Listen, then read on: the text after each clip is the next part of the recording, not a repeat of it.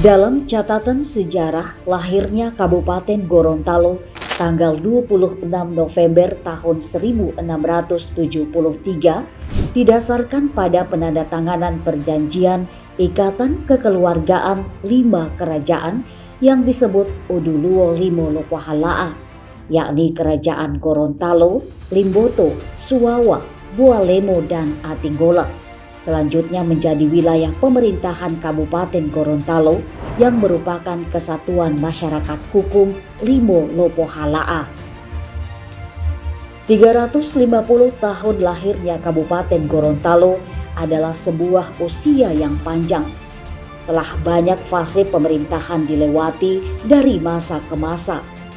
Di era pemerintahan Bupati Nelson Pomalingo yang populer dengan tagline Kabupaten Gorontalo Gemilang Mandiri 2 kali lebih baik, telah banyak menorehkan prestasi.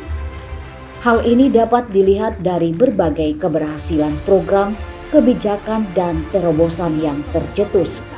Mulai dari pembangunan fisik berupa infrastruktur jalan, sarana dan prasarana, sektor pendidikan, kesehatan, perikanan, pertanian, peternakan, ketahanan pangan, industri, perdagangan, dan sektor lainnya terus mendapat perhatian dan sentuhan inovasi pemerintah Kabupaten Gorontalo, maupun pembangunan non-fisik berupa program pemberdayaan ekonomi masyarakat, maraknya kegiatan religius, reformasi birokrasi, dan pelayanan pemerintahan menunjukkan keberhasilan yang signifikan. Pembangunan di Kabupaten Gorontalo tersebar merata di semua wilayah. Sebut saja Rumah Sakit Boliohuto, Telaga Par, Pasar Buah, Rumah Adat di Limboto, Taman Budaya, World Coconut Park atau Taman Kelapa Dunia, Food Court, Sirkuit Sang Profesor, Industri Kecil Menengah atau IKM, serta industri kelapa, dan yang teranyar baru saja diresmikan adalah Pasar Modern Limboto atau yang biasa dikenal Pasmolin.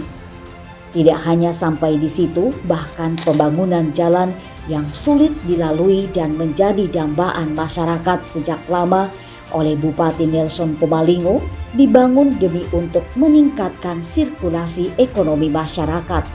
Sebut saja Jalan Desa Tonala, Jalan Dulamayo Selatan, Bilo Aita, Jalan Ulapato Modelidu, Jalan Desa Olobua, Jalan Desa yang menghubungkan Mohiolo, Bihe, Pangahu, dan masih banyak lagi yang lain.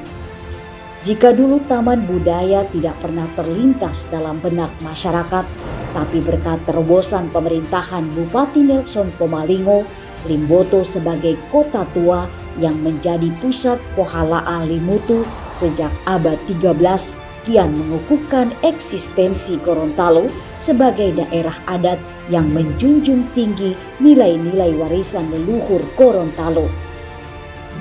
Berbagai indikator keberhasilan Kabupaten Gorontalo Gemilang 2 kali lebih baik itu tidak hanya dapat dilihat dari angka-angka statistik yang semakin lebih baik dibandingkan dengan tahun-tahun sebelumnya, tapi juga dapat diselami dari dinamika kehidupan di masyarakat.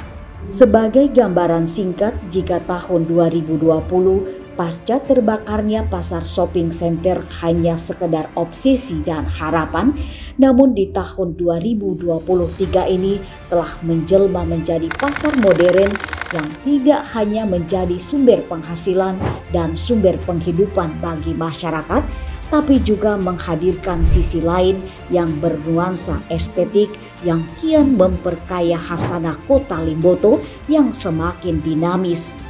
Semua keberhasilan, prestasi, apresiasi, dan capaian pemerintah Kabupaten Gorontalo yang progresif tersebut selain berkat kesigapan, keuletan, dan kerja keras para kepala OPD, camat, kepala desa, dan seluruh aparatur pemerintahan di Kabupaten Gorontalo, juga tidak terlepas dari dukungan dan support istri tercinta Ketua Tim Penggerak PKK Kabupaten Gorontalo, Profesor Fori Armin Nawai. Semua capaian pembangunan itu adalah merupakan persembahan monumental kado istimewa 3,5 abad usia Kabupaten Gorontalo yang kita cintai.